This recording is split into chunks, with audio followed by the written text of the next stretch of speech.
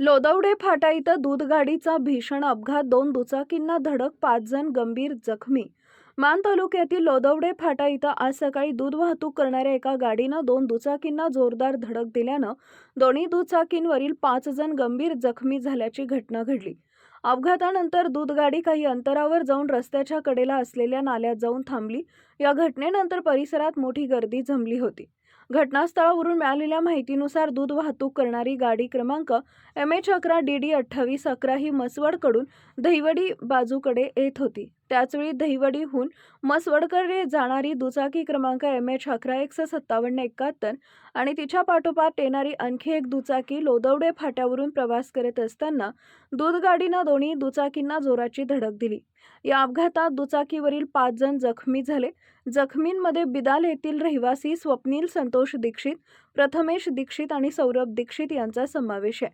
उर्वरित 2 जखमी पळशी येथील रहिवासी असून त्यांची नावं उशिरापर्यंत समजू शकली नाहीत.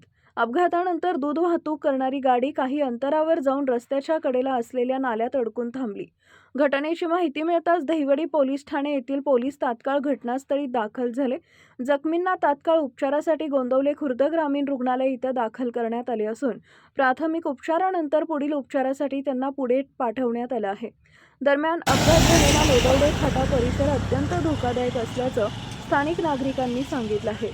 यापूर्वीही या ठिकाणी अनेक अपघात झाले असून संबंधित विभागानं अद्यापही ठोस संरक्षणात्मक उपाययोजना किंवा स्पष्ट सूचना फलक लावणे नसल्यामुळे वाहन चालकांना रस्त्याचा अंदाज येत नाही. त्यामुळे भविष्यातील अपघात टाळण्यासाठी तात्काळ उपाययोजना करण्याची मागणी नागरिकांकडून होत आहे.